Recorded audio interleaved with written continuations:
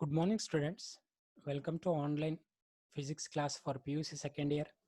This is the first chapter, electric charges and fields, and it is a third video.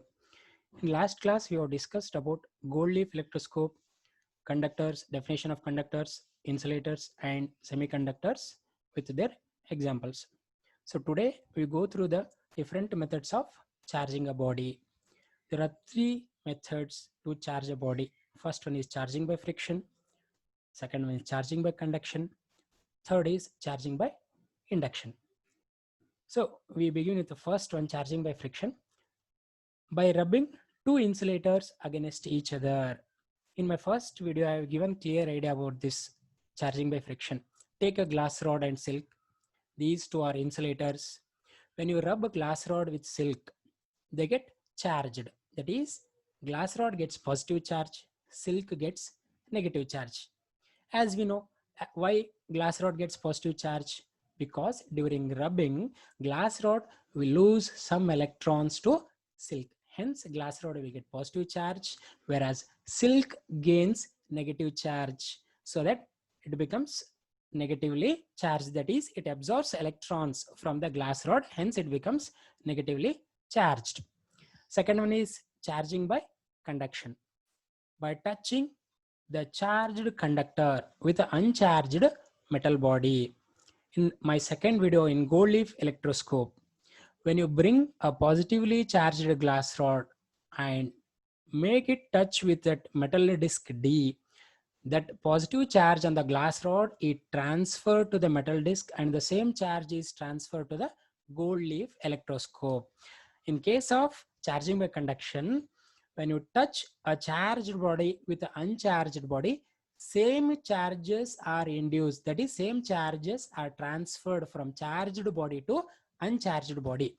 But in case of friction, when you rub two insulators against each other, one will get positive, another one get negative charge. But this is not the case in case of conduction, charging by conduction. In case of charging by conduction, to charge a body, just you have to bring a charged body in contact with uncharged body. Same charges are transferred from charged to uncharged body. In case of charging by induction, by placing charged conductor near uncharged body, when a charged body brought near to uncharged conductor, the opposite charges are produced on the near surface of the conductor. This process is called induction. As we know, I have given this example in my first video. Just take a plastic comb, move through your dry hair and bring it to a small piece of papers. Then you readily observe that a small piece of papers are attracted towards the plastic comb. Why?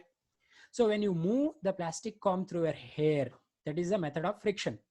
Due to that, opposite charges are produced, that is on hair and plastic comb. When you bring the same charged plastic comb near a small pieces of papers, that pieces of papers is attracted towards the comb. Why? Because whatever the charges on the plastic comb are there, they attract opposite charges on the paper. We know that always opposite charges attract each other and like charges repel each other. So in case of plastic comb and piece of papers, we are not touching that piece of papers. Only we are holding that plastic comb near a small piece of papers. Opposite charges are produced on that piece of paper. Hence, it is attracted towards a plastic comb. Next, we go in detail charging by induction. Charging two metal spheres by induction. Consider two metal spheres A and B held in contact with each other on an insulating stand. When a positively charged rod brought near the end of A, then all the negative charges from A and B come at the end A near the charged rod. Why the negative charges from B and A comes at the end A? Because of electrostatic force of attraction between positive and negative charges. And all the positive charges from A and B move at the opposite end of A. Why? Because positive will repel. If the rod held near the A and now B is separated through a small distance, then A and B acquires opposite charges as shown in the figure. If the rod A is removed and the sphere A and B separated still further, then charges are uniformly distributed over the entire surface of A and B, but of opposite kind. Why the charges are uniformly distributed over the entire surface of the conductor?